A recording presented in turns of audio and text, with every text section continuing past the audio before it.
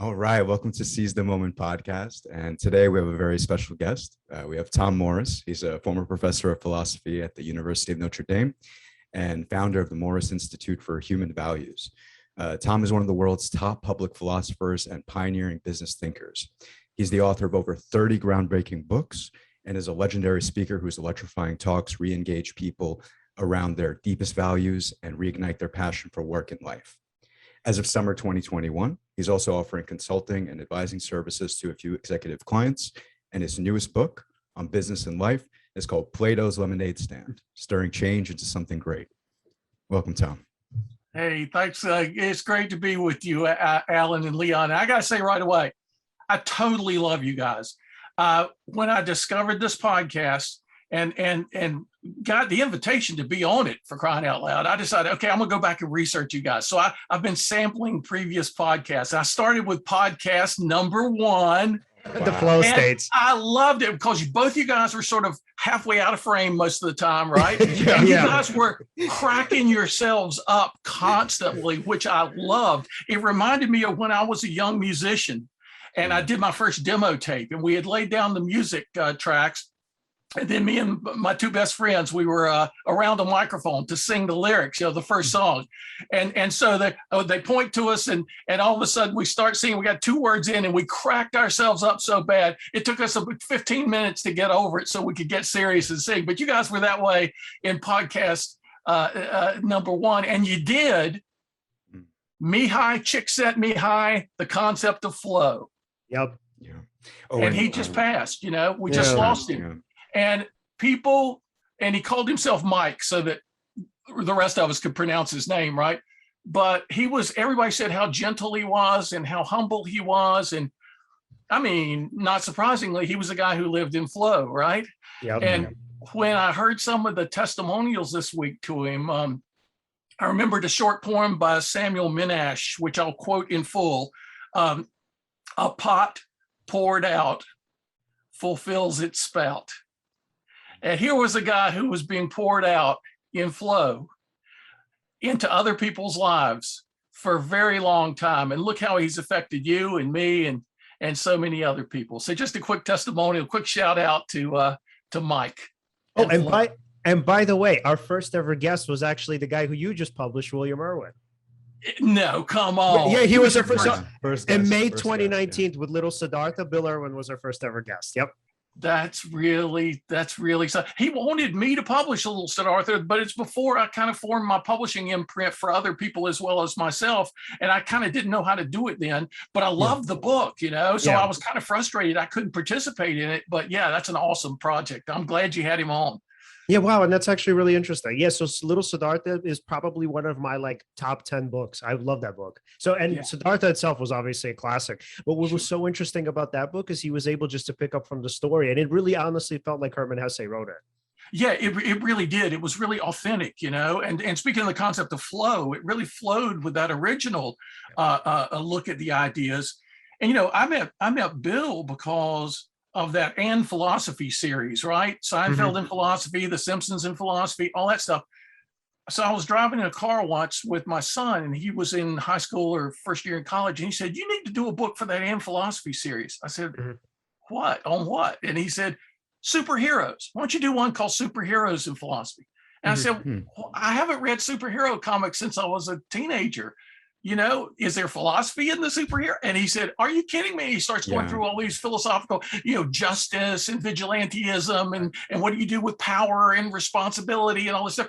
And he wanted to be a filmmaker. So I said, all right, look, we'll be in that series. But so far, all the books have been young professors, assistant professors of philosophy, getting their start in life who, reading Lord of the Rings or watching The Matrix and stuff.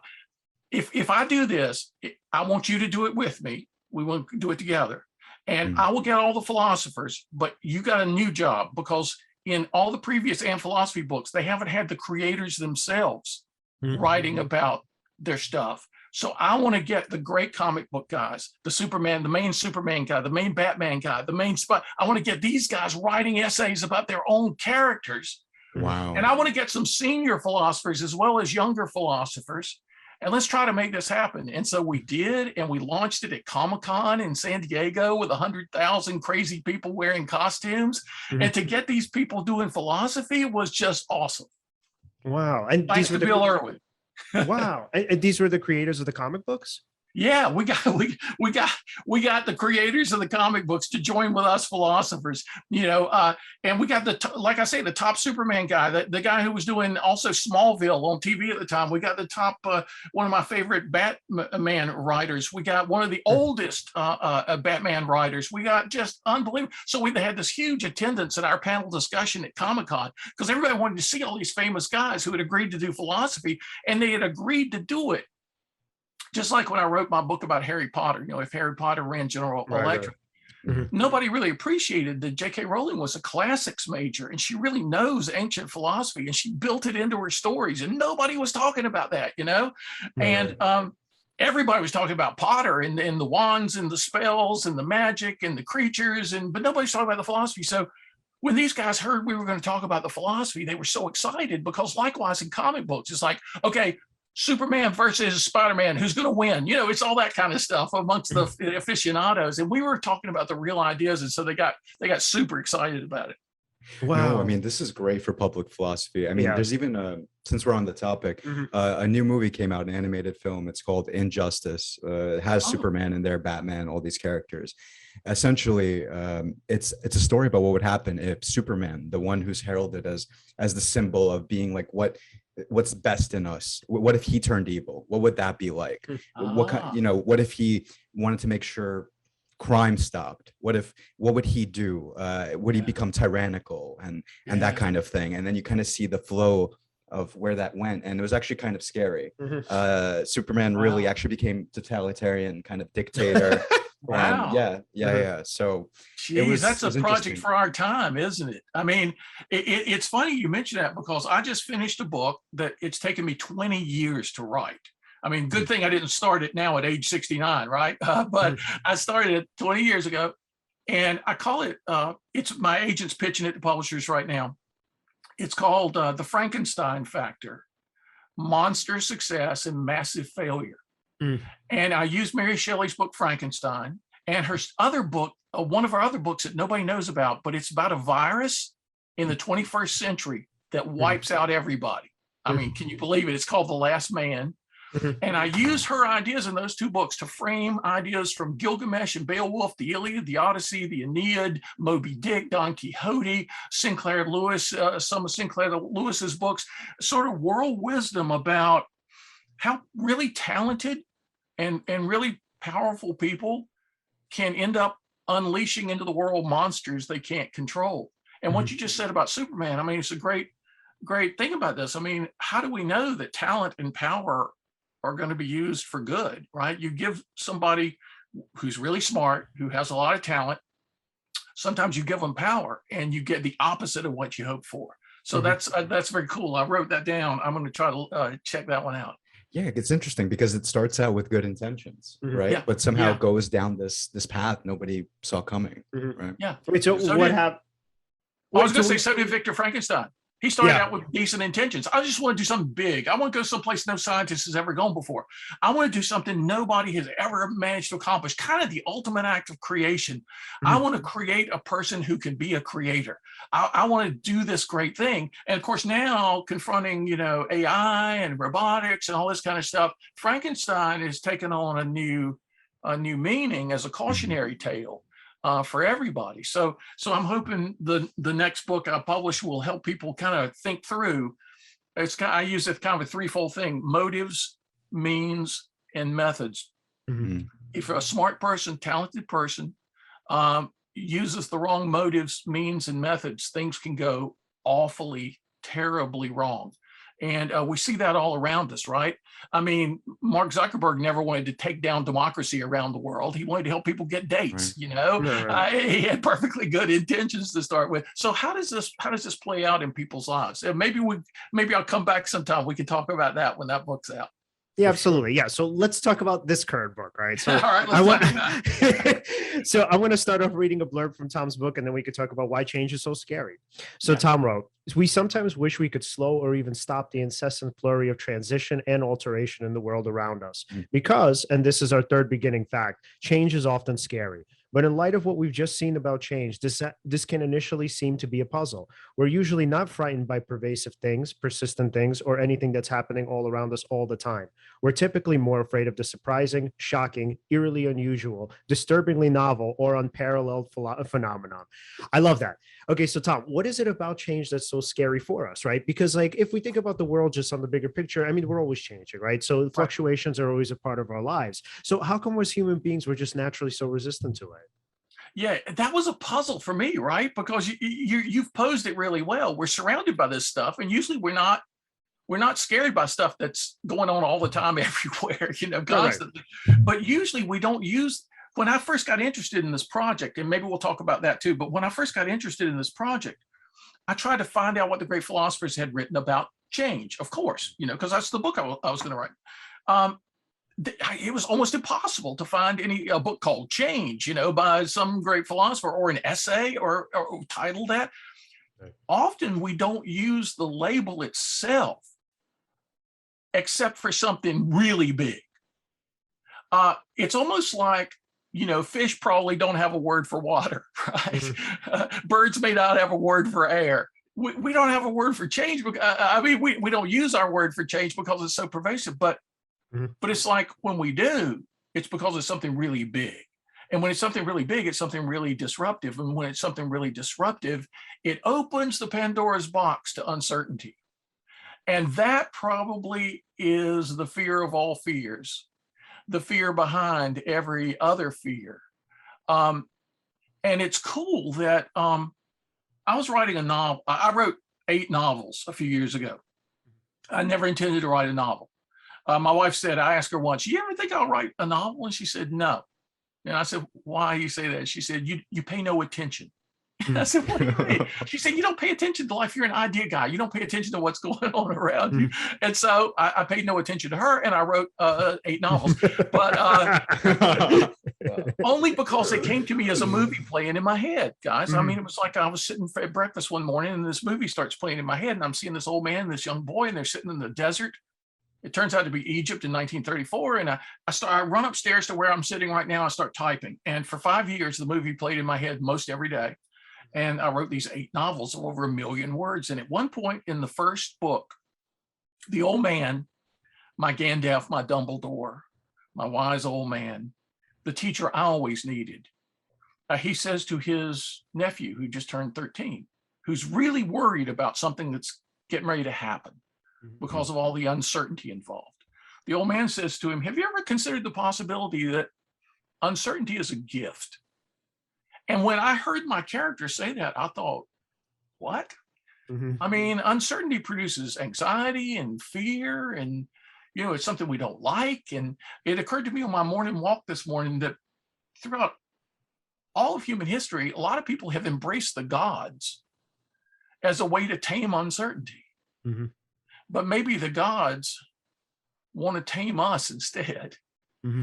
And this character says, consider the possibility that uncertainty is a gift. And I'm thinking, what? And then he starts talking about it. And it's like, whoa, I've never thought about this stuff before. Uncertainty is an open field of possibilities. Uncertainty is all about freedom and adventure and exploration and discovery and creation. And suppose we, if nothing were uncertain, we'd be like monorail trains, right? We'd just be running it, but we're ATVs. We can go anywhere we want. And the uncertainty allows for that. And so, I mean, when I was writing Plato's Lemonade Stand, which by the way, it took me 15 years to write. Wow. I think I wrote 25 versions of it. It had 6 different titles. So I was going through change as I was writing about change. But I think, Leon, in a very long answer to your question, I think that big disruptive change opens this box to uncertainty. And because people don't really understand the gift of uncertainty, because they fear, and that's often the case in human life, we fear what we should embrace, and we embrace what we should fear. People don't know what to hold on to and what to let go. Half of wisdom is knowing what to cling to in your life, what to hold tight to, and what to let go. Right. And people are letting go of stuff that they ought to hold on to, and they're squeezing stuff they ought to let go of, and that's why we've got so much turmoil in the world. But I think, in a long answer to your question, it's that dynamic playing out, that people just think they want everything to be predictable. Yeah. And they get really worried when it's not. Yeah, because predictable is safe, right? When you know what to expect, you know that, you know the lay of the land. But anytime you're thrown off and you don't know what to expect, your whole world goes into disarray. But the thing is, the people who can embrace that uncertainty and move with the change aren't actually scared of it, right? And that's why a lot of people who are still afraid to change look to those people for certainty. Can I disagree with you? Please. Okay, so I want to bring in. I actually want to bring in a personal anecdote. So I had a session with a client of mine yesterday. So he's a young guy, about like 21, turning 22 soon. So he is, so he has OCD, and so just for the listeners with obsessive compulsive disorder, it's an intense fear of uncertainty. So people with OCD, pretty much, they in their minds can't tolerate uncertainty. So he's gotten to the point now where he's completely isolated himself. So he's in college, but so it's been COVID and they're pretty much doing classes online. He's only like doing one in-person class, and he's really miserable. So he's like, I'm like really unhappy. He's like, I've been like severely depressed for the past couple of months. And so we're trying to now kind of talk to him about potentially getting out and, meeting people, maybe joining clubs, and he won't do it, right? He's like, no, it's too much uncertainty. It's too scary. Okay. So then we talk about the alternative, right? And then, so in our kind of understanding, we kind of ask the question of, what is it like, or what would it be like if you were to do this long term? So imagine life, right? So complete certainty, right? You're going to be safe in your room for, let's say, the next hypothetically year, right? And all you do is you sit in your room, you go to the Zoom class. Let's say maybe you show up for the like one class that you have, sometimes you come, sometimes you don't, but let's say you don't speak to anybody, right? You're kind of like a ghost. And then you sit in your room most of the time and you're living the exact life that you're living now. And imagine, let's rewind this in a year, what would happen? And he said, oh, I'd like be miserable. He's like, I'd be even more miserable than I am now because it's prolonged. So the idea there is that you have people who, and this is kind of like just my understanding. You're obviously welcome to disagree with me, but it's not that I think that people aren't afraid. It's just that I think when they actually put themselves in the alternative, they see that the alternative is so much worse. So like what I hope is going to happen at some point, as we keep talking about it, is he's going to see like, this life is so fucking hard, like the way I'm living it, that just joining a club, or even just once going to a club and just maybe talking to like one person, is way better than what I'm doing now. Yeah, it's almost like you guys have seen different facets of a really complex situation. And that's a great use of the imagination, right? I used to have a poster, one of the Einstein posters on my door at Notre Dame, that said imagination is more important than knowledge. Right. Because in the classroom, I was always trying to spark people's imaginations. And the Stoics, with a lot of their wisdom about controlling our emotions, a lot of it consists in how do you use your imagination? How do you spin out scenarios about what's happening, what's not happening? The irony is that the people who think they want certainty because they want control, and I've often speculated that was the original sin in the biblical story of the Garden of Eden, the desire for control. Nobody else is going to tell me what to do, right? I'm going to decide for myself. The people who want control, but in a world of certainty, they want to control what exactly, right? Because it's only when we have new things happening that we can even exercise any kind of interesting control.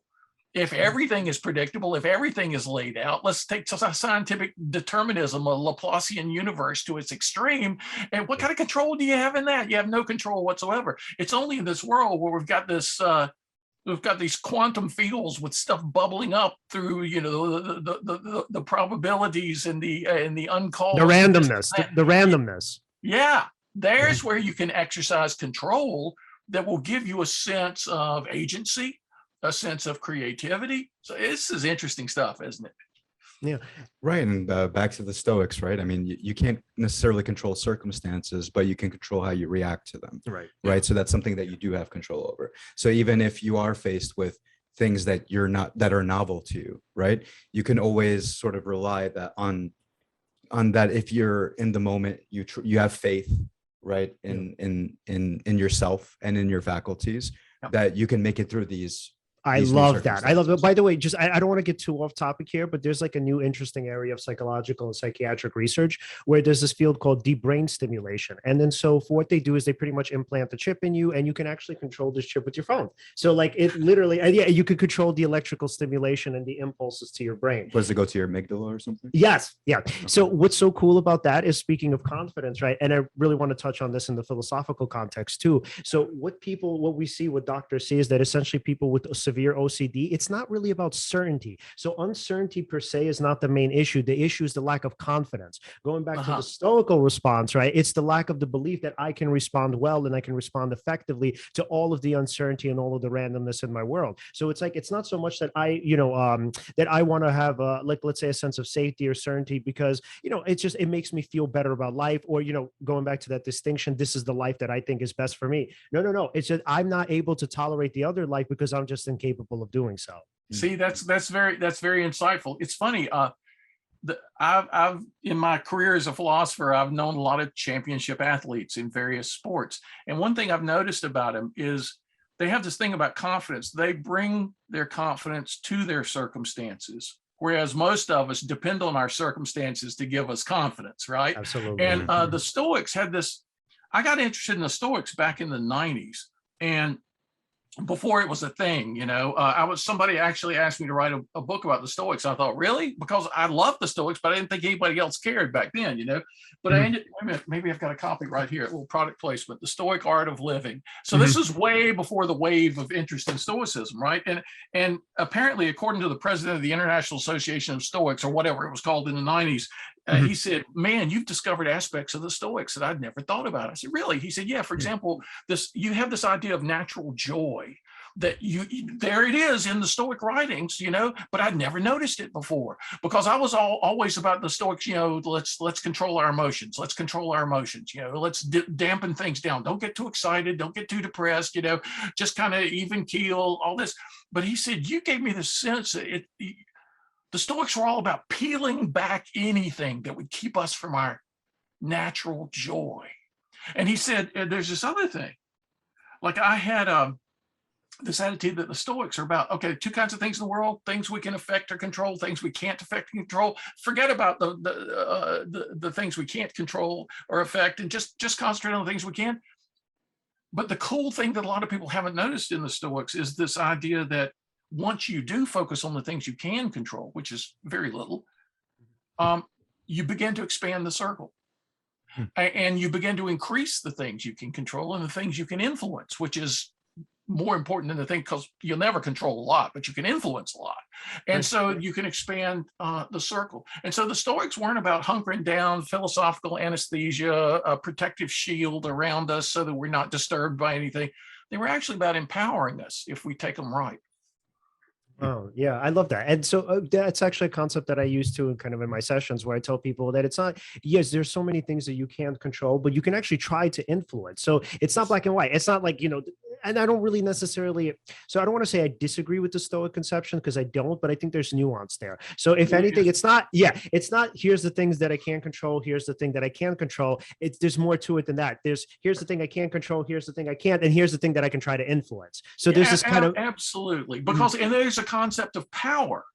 Things over which I have some power that I have no control over, really, but I do have some power. And then you back off from the power to just the influence. And then you back off from the influence to, well, do I know somebody who has some influence, right? And so there's all these concentric circles and why don't the Stoics give us that? It's kind of an easy answer. A lot of Seneca's letters, he was writing to a really young guy and teaching him philosophy for the first time. A lot of Epictetus's stuff, it was just in his beginner classes. It's not like Aristotle's books, his books are really his notes for his advanced students. From Seneca and Epictetus, we get their notes basically from their beginning students.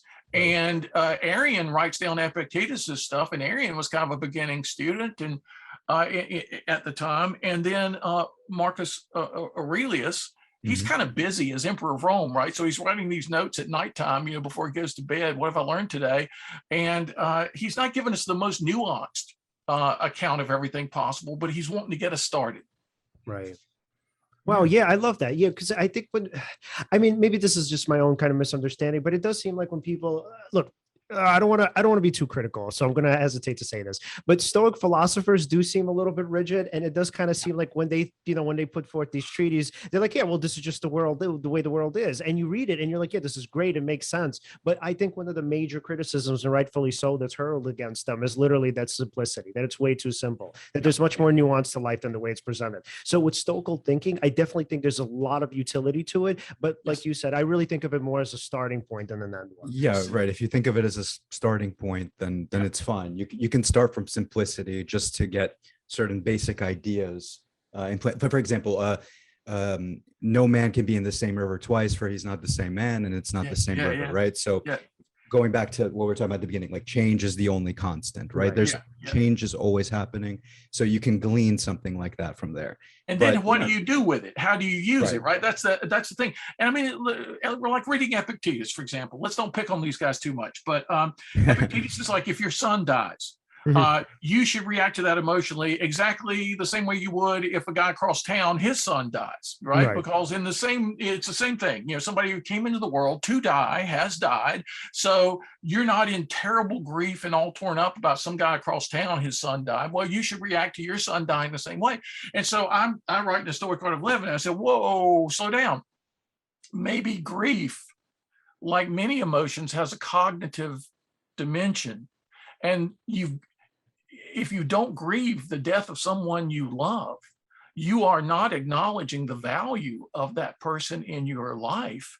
And so there's some stuff in the Stoics that, you can see his principles lead him to say such a thing as that, right? And he's got good intentions. He doesn't want us going around all, distraught all the time about everything that happens. But it's almost like, Epictetus, you can help us without pushing us over the edge of the cliff here. So you have to learn with the Stoics how far to follow them and then when to take your own path. That's true of a lot of great philosophers. Some great philosophers who get things wrong still bring us into the neighborhood of a great truth. And if we can take their hints rather than always following their words, we can make progress ourselves. Yeah. And I mean, even thinking about Democritus and the atom, right? I mean, obviously his conception of the atom wasn't exactly what we would think of today, but it was a great starting point. And you get the same thing from Heraclitus with the kind of concept of the river, right? I mean, yes, it's not the same river, but it sort of is, right? But I mean, you kind of get what he was trying to say, that he was trying to guide us to a certain general principle. And going back a little bit to the things that we can influence, right? I remember, and this is from a past speech, and of course, this is something that you've developed, but having a clear purpose, right? Or a clear conception, using your imagination to craft a purpose for yourself. That lets you have a direction that you want to give your brain to sort of head towards.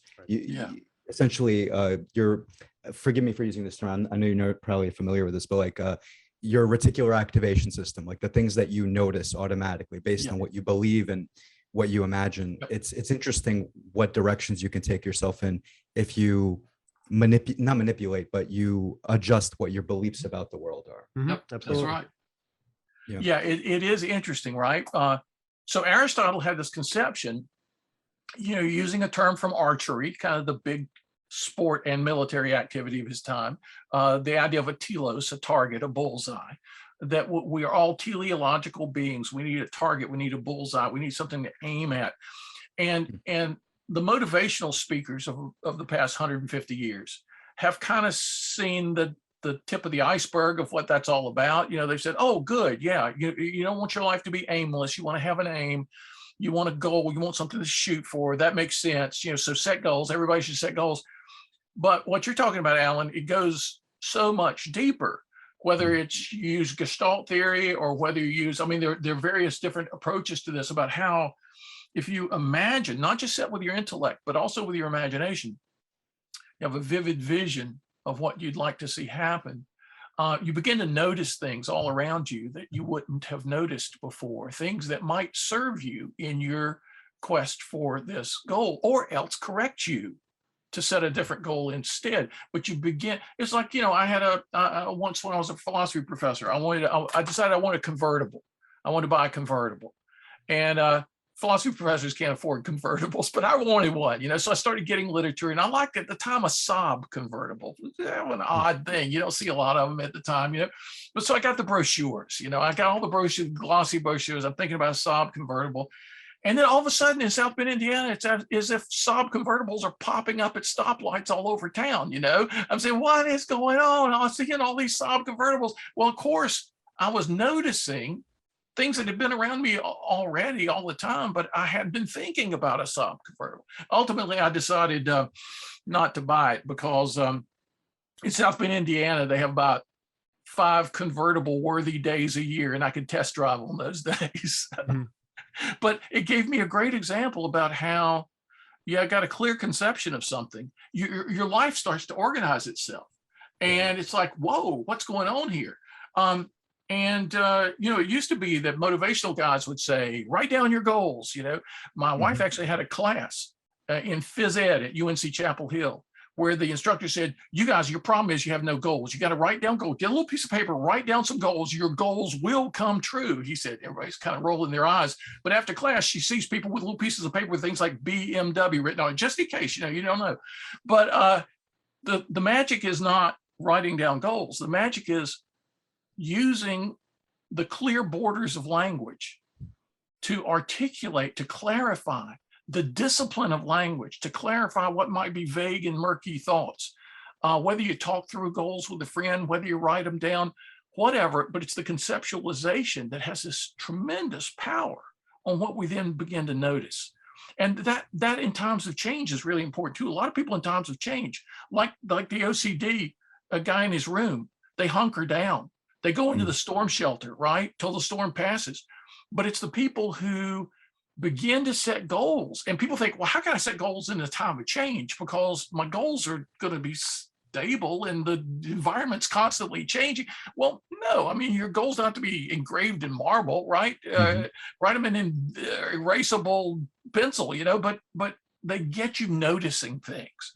And it's when I've never heard anybody make this point, but I did my PhDs in 2 departments at Yale, philosophy and religious studies. I wanted to leave no ultimate stone unturned, So in religious studies, you begin to notice that in all the world religions, which seem to be so different on the surface, they all stress the power of focus and attention, what you pay attention to.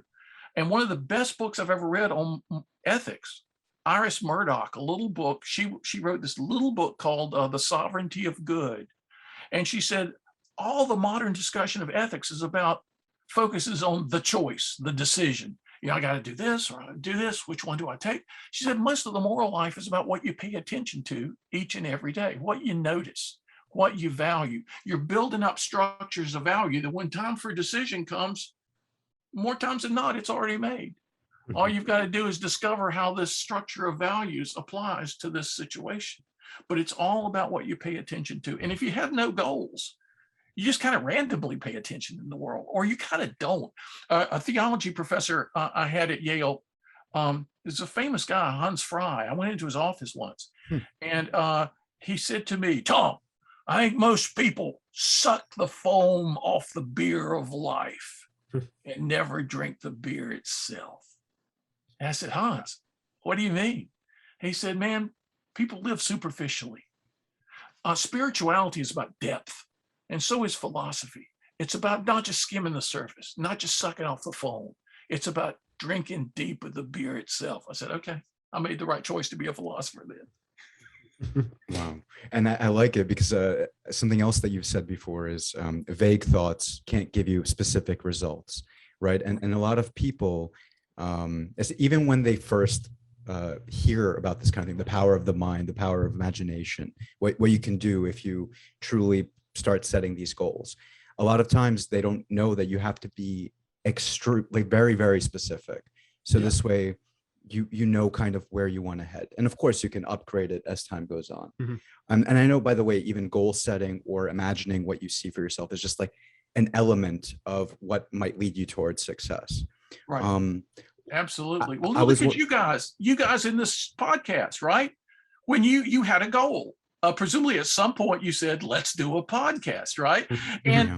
But And so look at where you are now. I mean, you probably could not possibly have imagined early on in the early stages of this idea, let's do a podcast together, what it would amount to, and the people you'd have on here and the things you'd learn and all this. But you started yourself in a direction.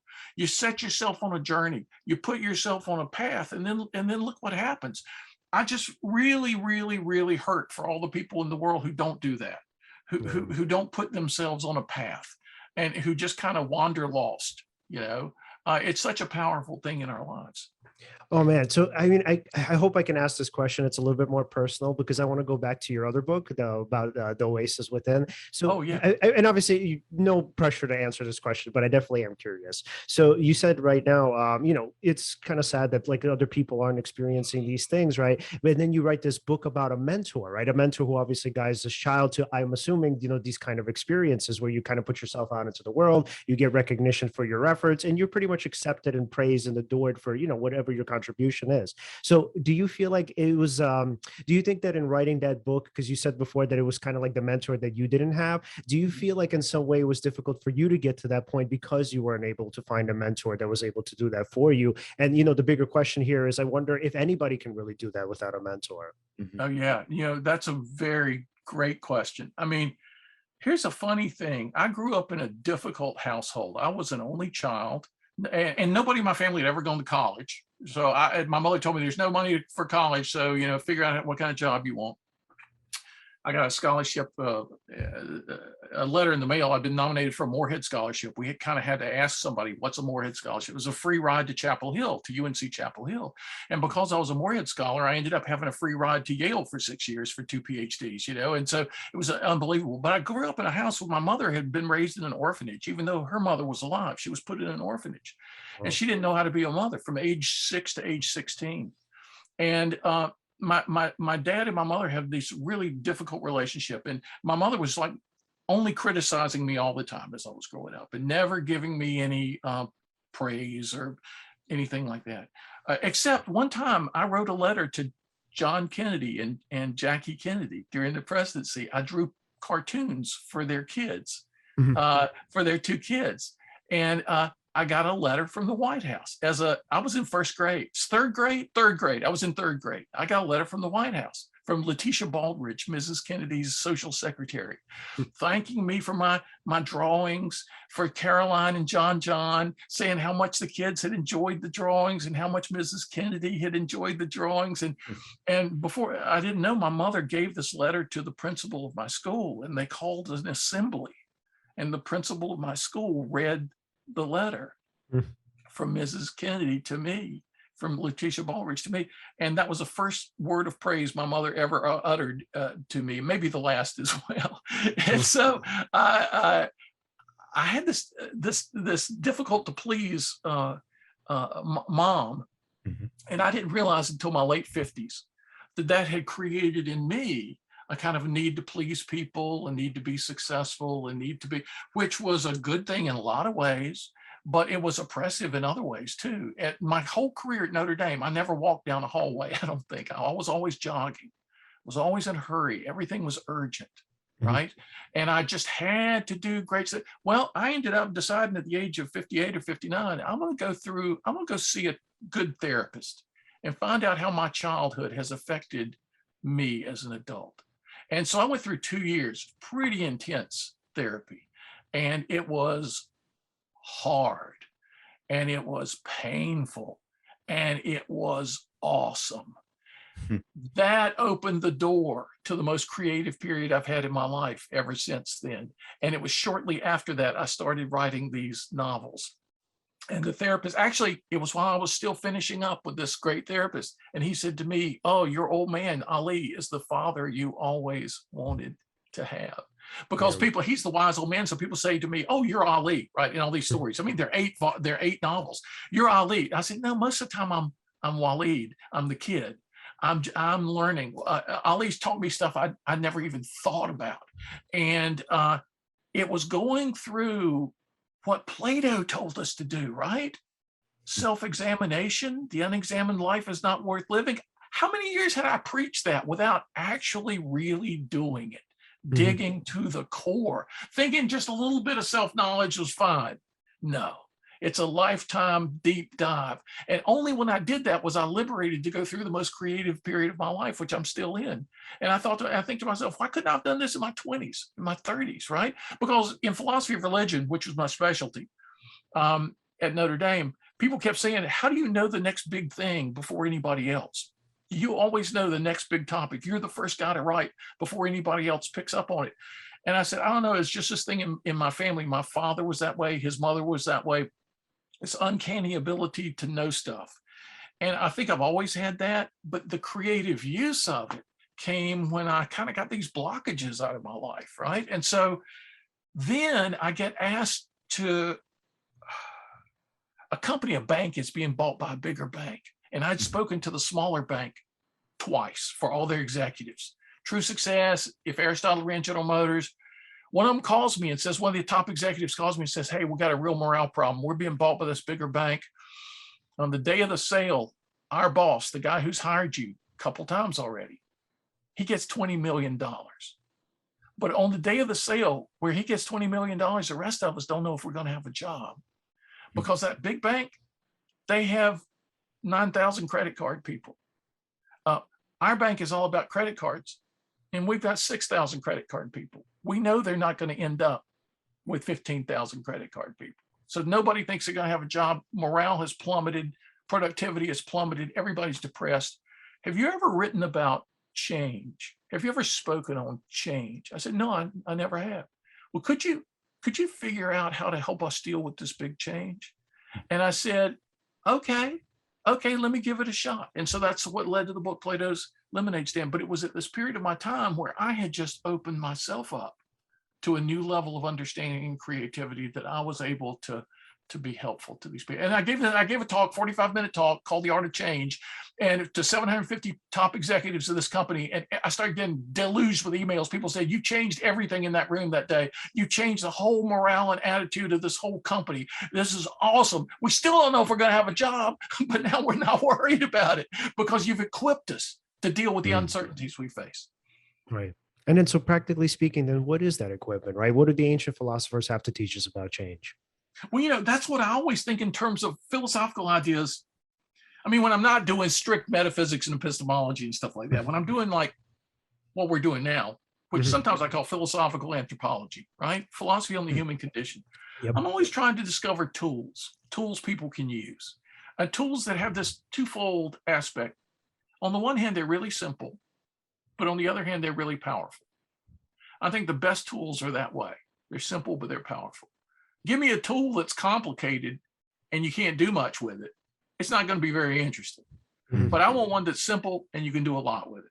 So I built the book around what I call, I said, some people are just really good at change and other people are just really not. So maybe there's an art of change. Maybe there's a skilled behavior. So I started looking into the philosophers with that in mind. And I said, okay, there are three arts of change: the art of self-control, the art of positive action, and the art of achievement. The art of self-control, calm down.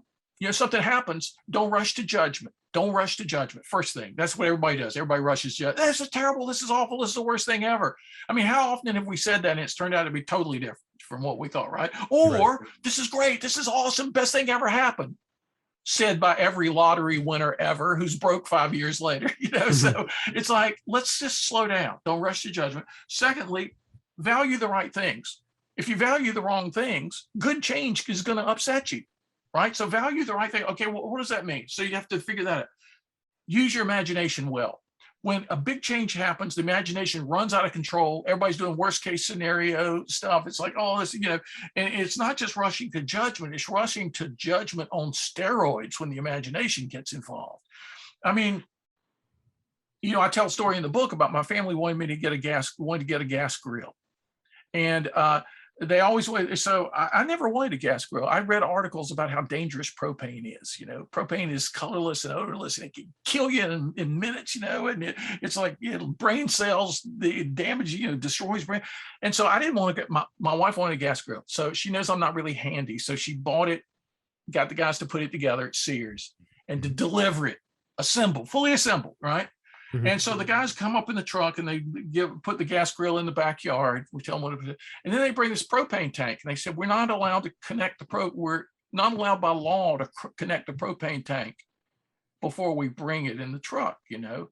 And I figure that's because, you know, the propane would leak and it would kill the guys in the truck and they'd never make it to my house. You have to put on the propane tank yourself. Okay, so I go into the garage, literally, guys. I go into my garage and I get some pliers, a screwdriver, a hammer. I didn't get a saw. Okay, I'm not that stupid, but I get all these ridiculous tools, and I'm holding my breath. I'm taking a deep breath and I'm running the propane tank and I'm trying to get it on. It won't screw on, and I'm running out of air. And so I run across the yard where I can breathe without any propane leaking into my lungs. And I'm breathing again. I'm breathing and I hold my breath. I run, and my wife looks out the window. I'm running back and forth across the backyard trying to hook on this tank, you know. And I come in the house and I said, look, I've breathed too much of this propane. I'm getting sick. I'm getting nauseous. I think I'm going to pass out. And my wife said, well, maybe you should call the guy at Sears and see what you're doing wrong. I said, yeah, I mean, you're looking pale, you know. I mean, okay. So I called the guy at Sears and I said, you know, told him what I was doing. And he said, well, where'd you get your propane? And I said, you guys brought the tank. And he said, no, the tank is empty. I was being asphyxiated by my imagination, guys. Yeah. Asphyxiated by I love to tell that story because that's the power of the imagination right there. And I know, Leon, with the kind of people you counsel, you see that all the time, right? You see the imagination out of control. So that's a way I now, when something big happens. Also, if I could say one more thing about this. Shoot. Shoot. So I did the little book, The Oasis Within, and a therapist comes up to me at a big dinner party. She's from another country. And she comes up to me and says, kind of in a heavy accent, I read your book, Oasis Within. I love the book. I said, really? You loved it? And she said, yes. Every person in therapy in America should read this book. And I said, really? She said, every therapist in America should read this book. I said, really? Why? Why do you say that? She said, what I've tried to explain to people with concepts, with high concepts, you have vivid images that appeal to the imagination, she said. I thought, wow, because at the beginning of the Oasis Within, they're crossing a desert, this group of 20-some men, they're crossing a desert from Western Egypt to Cairo. And it's late summer, early fall. And they're at their first little oasis for a rest. And the boy is saying they're going to leave in a day or two. And Waleed, who just turned 13, is saying to his uncle Ali, he said, man, I wish we could stay here longer. I wish we didn't have to leave. And the old man says, well, you know, you can take an oasis with you wherever you go in life. And the boy says, well, what does that mean? And so he starts explaining. And in the course of explaining, which has many facets, one of the things he says, he says, have you ever seen a telescope? And remember, this is 1934, and this is people who came from a tiny village in Western Egypt. And the kid said, yeah, there was a guy visiting not long ago, and he had this telescope, and he let me look through it. And it was amazing. It was amazing. You know, little things got big and far away things came close. The old man said, when I was your age, a man visited the village, and he actually gave me a telescope. I don't know whatever happened to it, but it was like you. The first time I looked through it, I said, wow, things got big and things got close. And then I turned the telescope around. And the boy says, I never thought to do that. He said, yeah, I looked through the big end. And it shrank everything down to size. Close things look far away, big things look small. And I realized something. We all have in our hearts an emotional telescope. Whenever anything happens that could be bad, we look through the end of the telescope that everybody else looks through, and we blow it up, and we make it bigger, and we make it closer, and we make it more imposing and scarier than it actually is. You need to learn to turn that telescope around. Shrink things down to size. Give yourself some distance. And the boy says, wow, that never occurred to me before. That's amazing. And the old man says, and once you've done this enough, once you've learned the wisdom of perspective, you can just put your telescope down and look at things as they actually are and know you're big enough and powerful enough to deal with anything that comes your way. And so turning the telescope around, I can't tell you guys how many times this little mental image has been a tool for me. Where something happens, I say, oh no. The first thing I say is, oh no. And then I say, turn the telescope around. And it's like the emotions that went clenched up, just let go. It's amazing how an image in your imagination can make such a huge difference. Yeah. Absolutely. And so we have a clinical psychologist on next week on the podcast. Her name is Rachel Zoftis. What's so interesting about you telling us the story is it's actually linked to next week's show. So so she specializes in chronic pain, and there's a story that she consistently tells, like in her writing, on appearances that she does. So it's a story about a construction worker who actually gets stabbed with a nail. And what's so interesting about this, you guys might have heard this. So he's like working with a nail gun, and essentially he pushes the nail gun forward, and then it pretty much stabs him in the foot, and then he's in severe pain, right? He goes to the hospital. He's like, oh my God. He's like, I can't believe it. Am I gonna lose my toe? What's gonna happen, right? They take the shoe off, and they're like, actually the nail didn't even touch you. It was between his toes. But in his mind, he was like, not only just catastrophizing, but he actually sensed the pain. So that's what's so fascinating about a person's mind. It's that it's not only that you kind of catastrophize and say to yourself, well, in the future, this is, this terrible thing is going to happen, but he actually deeply felt the pain, and he was like, I am in immense pain. He's like, I can't move my foot. He's like, he's like, it's scorching. The pain is insane. And then they take off the boot, and then they're like, actually, it didn't even touch your toe. It was right between.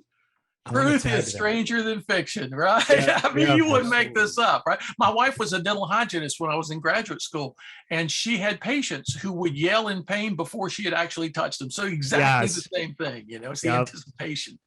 Yeah, as somebody who's I've dealt with chronic pain. I had this, I still have it, but it's more manageable now. This TMJ issue, just with the jaw clenching, doing it during the day, doing it at night, waking up sore mouth, all this, headaches, all that. What's interesting is, so in the beginning, I would also kind of catastrophize or have a narrative going on in my head of the pain and how this is, something I need to do this or do that to remedy and all of that.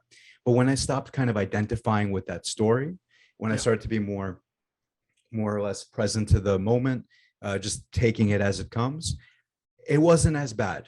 It was still something I had to manage and figure out what to do. Yeah. But it wasn't as bad as my mind was making it out to be, because I chose not to make that part of my identity. Yeah, there you go. And then, so Tom, right, when we're turning the telescope around, right, a person may ask, okay, but what does that mean, right? How do I actually, what are the steps, right? How do I change my perspective, and how do I go from from catastrophizing to now decatastrophizing and looking at the problem, from a bigger scale or on a grander scale to a much smaller one? What would you tell them? Yeah, I would say across a lot of ancient philosophers, you get people using visual imagery. Like you get from Plato, we're tiny frogs around a big pond, and you get from you get from the Stoics, you get from like Marcus Aurelius. He's often wanting to say, what's this in the perspective of eternity and the immensity of the heavens and all this? What's this thing I'm going through? So they always put up, it's almost like, how do you frame the situation? Do you put a tight little frame around the situation, or do you put a gigantic frame around the situation so the situation looks in context relatively small? A lot of the ancient philosophers are doing that. I gave a talk in Bermuda once. It was one of my neighbors in North Carolina. I live in Wilmington, North Carolina. It was one of my neighbors who owned a company, a reinsurance company in Bermuda. And he wanted me to come and give a talk to all his executives. And I said, well, it's really hard to get to Bermuda from Wilmington, North Carolina. You got to take 2 or 3 airplanes, and it's like a 5-hour layover in Atlanta. He said, we'll send a plane. And so they sent one of their, a nice big jet. And I asked my son if he wanted to fly over with me. He said, yeah, sure. And so on the way back, so I give my talk. We had this party at this guy's house, and his wife said, they've upgraded you guys for your trip back to North Carolina. I'm thinking, what is this? We were on a Hawker 800, great, beautiful jet. Well, they've given you the biggest Gulfstream jet. It's got a dining table for 8 people, and it's got, it's you and your son and the founder's son, and you guys enjoy yourselves, I thought, psh. And so we get on the plane, and the pilots say, well, there's a big storm over the Atlantic between here and Wilmington, but don't worry, we're going to fly over. And so the plane takes off, and Gulfstream pilots, they love to show off. They take off almost like, Elon Musk rocket ship or something. They go to 40,000 feet. Commercial airlines don't go to 40,000 feet. They go to 40,000 feet, and we're looking down on the storm. We're flying, we're fine. There's no turbulence. There's a storm that all the commercial guys are flying through. All the commercial airlines are flying through. We're above it. I have used that experience ever since as my visualization before I got the telescope. I use that to say, you know what? I'm going to be like the G5 or whatever it was, G6. I'm going to fly over this storm. Mhm. I've given myself, because looking at it, they have these huge windows in Gulfstream jets. I'm going to look down on this. I'm not going to be caught up in it. I'm going to give myself a transcendence. I'm going to rise above it. In fact, that word transcendence, in so many religious traditions as well as philosophical traditions, every wisdom tradition tries to give us some tools for transcendence, for rising above the situation that we otherwise, like a bear trap on your leg, and they want to give us, they want to put us up in the tree, they want to fly us up on the kite, they want to put us in the hot air balloon, they want to put us in the G6 or whatever. They want to get us a position where we can visualize ourselves as free of the worst exigencies of the situation. And so what I try to do is use visualization. Always helps, whether it's the telescope visualization itself or whether it's going to one of these backup kind of visualizations. And it always makes a difference. That's the thing that gets me. We're such visual creatures, those of us who are sighted, we're such visual creatures. It's so powerful that if you have the right kind of visualization, which is why athletes always talk about visualization, right? It's not some woo-woo stuff. It's actually a very powerful use of the imagination. And what would that look like, I guess, in terms of taking a different perspective, right? So if you're visualizing it from from a smaller kind of vantage point, or, maybe not smaller, but like a further vantage point, how would then that change the way you conceptualize the problem? Yeah. First of all, it makes you freer to conceptualize the problem, right? It's like when the amygdala fireworks are going off, you're not at your best in terms of creative thinking about what exactly is this I face and what are the possible ways of dealing with it. Like a minute ago, I talked about the art of self-control. Don't rush to judgment, value the right things, use your imagination well. Right. The second art of change is the art of positive action. It starts off, govern your attitudes, right? Look for opportunities, take the initiative. You can't govern your attitudes, look for opportunities, and take the initiatives if your survival brain is screaming at you, right? So just getting some distance. The worst time I ever went through, I think I was in my early 20s. And I had a time in my life, late teens and early 20s, where I would get like super depressed. And I even have thoughts of suicide and that kind of thing. I even wrote about it in a book called Making Sense of It All. But the worst time I ever faced, and the closest I ever came to the cliff, when my emotions were so intensely worked up about a situation, I saw no way out. I could see no way out. I was blinded by the power. It's almost like the deer in the headlights. When a situation is too close to you and too powerfully glaring at you, you can't think, you can't see. You have no perspective. All of a sudden, I got immense curiosity about how it would all turn out 20 years from now.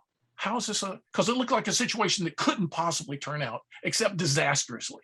And I said, I'm really curious. 10, 20 years from now, it was like curiosity saved the cat. It was like, it was the use of curiosity. It's like, oh, okay. I think you can start. Seneca once said, one of the best things Seneca ever said, disaster is virtue's opportunity. Disaster is virtue's opportunity. Because what is a virtue? Virtue, Latin, strength, prowess, power. Like Aristotle, for his list of virtues, the central one was courage, because if you don't have the virtue of courage, you won't exemplify any of the others under pressure, like honesty, for example. But disaster gives virtue an opportunity. It's almost like, who was it? Was it Epictetus, or was it? Yeah, I think it was Epictetus who said, suppose you wanted to be an Olympic wrestler. And you have resources. So you hired the very best coach, wrestling coach. And what's he going to do? He's going to make you go through these terrible exercises. He's going to push you and push you and push you. So you're in so much pain. You're in so much agony. And then when you think you can't take anymore, he's hired the best other wrestlers out there, the toughest guys he can find, to come and spar with you. And they're going to throw you down. You're going to eat dirt. You're going to say, why is all this? Because he's building you up. He's building you up. He's giving you the strength, the virtues you will need to be a championship wrestler. And then he said, Epictetus basically says, that's what life is doing for us all the time. We're in a contest much bigger than a wrestling contest. We're in a big contest, a big spiritual contest, where we need to be trained and we need to go through some suffering and some struggles and challenges. We need to eat some dirt every now and then under the fist of an opponent. And Seneca actually had his own boxing example. He said, no boxer goes into the ring with confidence until after he's been beat black and blue. He's tasted his own blood. He said, then he knows what he can take. Then he knows what he can do. Yeah, I love that. And now I guess if we are going to go back to the telescope analogy, which sort of when we're shifting the telescope back to the other side, the way I guess I would now see it based on what you said is that you're looking at all of these little moments. And even though obviously initially they seem so big, they're actually points to building not only confidence, but points to meaning, right? It's like in you building up your kind of resolve and you building up determination, a sense of self. These are all just little minor points and minor kind of struggles like Sisyphus that you're constantly overcoming on a daily basis. And also empowering yourself. To make a choice to see it from a different perspective, because you ultimately you have to make the choice to flip the telescope around or to have more of a grander view of things, right? The moment you do, you're empowered to take further action. It's interesting. Yeah, and it also kind of seems go ahead. And it also kind of seems like when you flip the telescope, right, you're also telling yourself, I'm able to do that. So I have the ability to manage this problem. So whereas now it was kind of like above me or, sort of too much for me. Now, as I'm flipping it around, now it's something that like I can totally manage. Yeah, that's right. It gives you a sense of agency, gives you a sense of power, right? Even if you don't have control, you have some degree of power or influence over the situation. And when you become a person who practices the skill enough so that it becomes a habit, you just become a person who does it. It's awesome. It's like I started at the age of 58. I decided, okay, a lot of guys in my neighborhood who are older than me. I'm 69 now. A lot of guys who are older can barely walk down the street. I mean, they're in terrible shape. They're retired executives that spend all their lives sitting down. They didn't exercise enough, all this kind of thing. And I said, I want to get in shape. I want to go to the gym. I'd never been really a gym rat, but I would go to the gym. And so I started exercising. I set a goal. I'm going to go to the gym every day, 7 days a week for 2 hours a day for a year. And see if it makes a difference.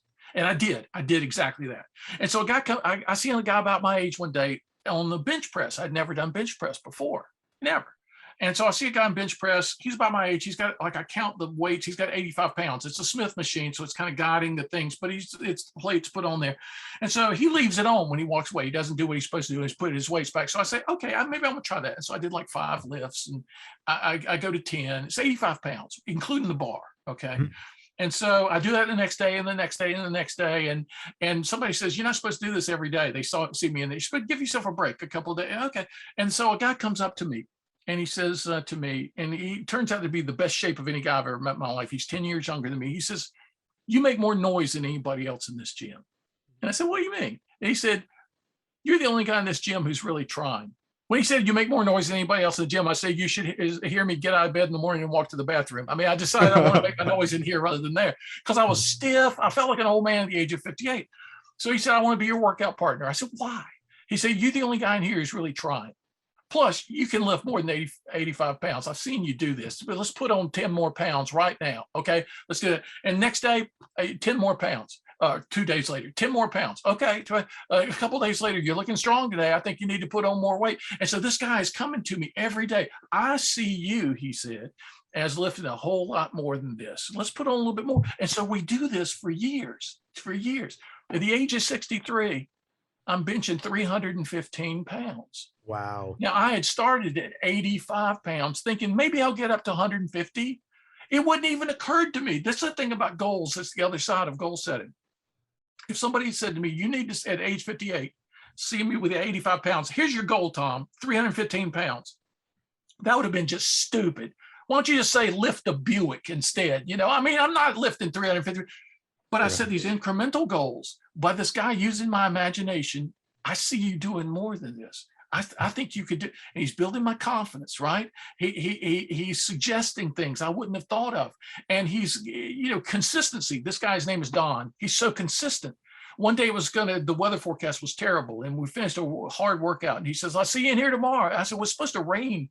And we're in the gym still. I said, it's supposed to rain really hard tomorrow. And you know what he said? Not in here. He said, not in here. Right. And so I said, now this is a guy who has habituated himself to using his telescope well about everything. I want to be like that guy. And he's the guy who coached me up to 315 pounds, at which I did that for a while. And then I hurt my shoulder and I had to back off. But I mention that because it has to become a habit. Whatever tools we use from philosophy that we derive from the philosophy, psychology, they all used to be the same. You know, it was natural philosophy, which became physics and biology and anthropology and all that, chemistry, or it was a moral philosophy, which became the various, you know, anthropology and psychology and what now called philosophy. But wherever we get our tools from the wisdom traditions, we need to habituate ourselves to become skilled practitioners. So we're the guy who just turns the telescope, that telescope flips around so fast, or we get to the point where Ali says, you don't even need it. Put it down, you're good. You know, nothing's going to shake you. That's awesome. And I've seen huge strides in my own life in that direction. Things that would freak me out 20 years ago. I'm like, okay, we can deal with that. Mm-hmm. Yeah, and it's like, it seems like the personal touch was really important for you, because without that trainer, it probably would have been nearly impossible for you to have gone there on your own. Yeah, and he's a food services guy who surfs every day or 285 days a year, typically, at least. He skateboards most days. He'll get up in the morning and do 200 push-ups. He runs 5 miles, then comes to the gym and pushes me to the point of, he said, okay, Tom, let's see how fast we can do 200 push-ups. It's like, really? I love that. And you know what's interesting, just like and not to get into this too deeply, man, but I hate this about working out, is that like the bench press is the worst thing for your shoulders. The same thing happened to you. You also injured your shoulder, I think, through the bench press. I injured my shoulder because I was doing your crazy shoulder workouts. Okay. So this guy's like, I don't know if you could tell from the video, probably the shoulders, you could tell are a little bit built. But otherwise, this guy's huge. Like, you can't tell from the video. So I also go to the gym. I made a habit of going to the gym every single day for years in a row, actually, to sort of build the discipline. I used to be somebody who really lazy, super neurotic, really like who I am now and who I used to be. It's like worlds apart. But doing these things every single day, and it builds not just like you build a habit, but you also build confidence. When you see yourself doing something that you told yourself before, like, oh, I'm not that kind of guy, I'm not that kind of person, but then you put your mind to it and you see yourself do it over and over again, and then it lets you think, like, what else is possible? What else can I do every single day? What are the little things that I can do in the course of a year that maybe, you know, each day there's a 0.1% change, but by the end of the year, or by the end of year 2, year 5, what do you become from all those little changes, right? But sorry, I distracted from your thing. That's great to learn that about you guys, because, you know, Plato, of course, his real name wasn't Plato, it was Aristocles, and Plato meant big shoulders. You know, he was a championship wrestler, right? It's like you have to. Wisdom is supposed to be not just a bunch of aphorisms in our head. Wisdom is supposed to be embodied insight, right? I mean, a college guy from Spain visited me once, and we had breakfast together at this little dive place near my house. And we sit down, and his first question to me is not, you know, what's good on the menu. His first question is, what is wisdom? And I'm thinking, wow, you know, they get right to the point. I said, well, wisdom is, first of all, I said, wisdom is embodied insight for living. You know, it's perspective, it's this, it's that. And then I came up with something I'd never said before, never even thought before. I said, wisdom is guidance and guardrails. And he said, what's that? And I said, well, guidance is like a sense of direction, a sense of what you should be doing, where you should be going. And he says, what are guardrails? Because he's not a native English speaker. I said, yeah, you're in the mountains, you're going around a curvy road, this metal railing that keeps your car from going. Oh, I said, wisdom is guidance, positive, and guardrails, protective. And they have to be in you, your heart, not just in your head. And that's what you guys are talking about. It's only through habit, it's only through repetition, it's only through changing your lifestyle, even when you don't feel like doing it, right? Like going to a guy who hardly ever went to the gym, going to the gym 2 hours a day for a year, 7 days a week, it was like crazy commitment. But most people have a sense of possibility for their lives. It's like thin bouillon, and you develop a thick sense of possibility for your life, right? Rich sense of possibility. If I can do this, what else can I do? you know.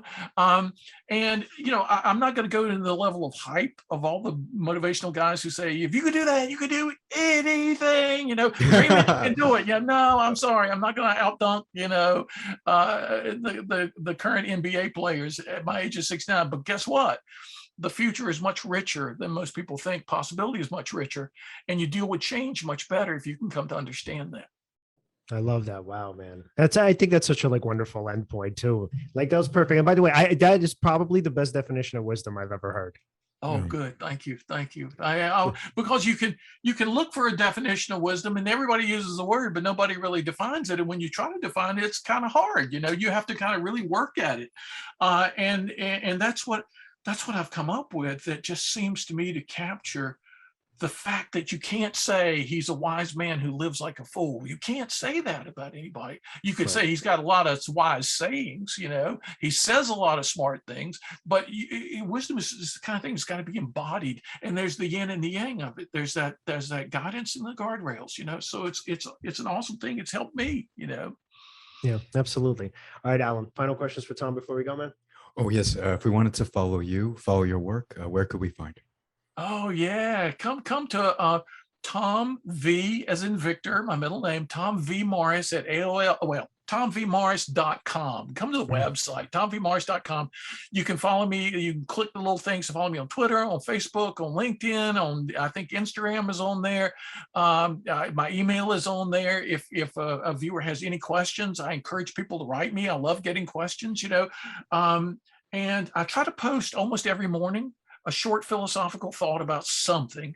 First of all, post it on Facebook. And if I sit and look at it for 20 seconds, it doesn't seem stupid, I'll say, okay, I'll also put it on LinkedIn, and I'll try to do a quicker version on Twitter. And I love the conversations that starts, because guys like you guys, this has been a wonderful hour for me. But if I had a chance to hear your wisdom and to hear your stories on a regular basis and kind of give and take on LinkedIn, on Facebook, wherever, that just enriches my life as a philosopher. It helps me understand so much better the things we all grapple with. Yeah, absolutely. And where can we find you on social media? At Tom V Morris at AOL at Tom V Morris, but tomvmorris.com is the best place on the about page to click all the social media icons and just come and join with me across the board. Yeah, and I'll be posting, of course, all the links under the video here and everywhere else we post the podcast. So no worries. I got you. Tom, thank you so much for coming on, man. This was such an you guys are great. Leon, Alan, you guys are awesome. Thank you for what you do. Thank you for the wonderful people you bring into everybody's lives. I'm sure you guys are on a learning curve that is like that G6 takeoff, you know, just with the people you meet and the things you think about. And I'm just very gratified to be included in this great adventure you guys are having. Absolutely, man. And look, you know, in the future, any books you come on, you're definitely welcome back. Anytime. I love that. That'd be awesome. Absolutely, man. All right, we'll talk to you soon. Thanks again. Take care. Bye.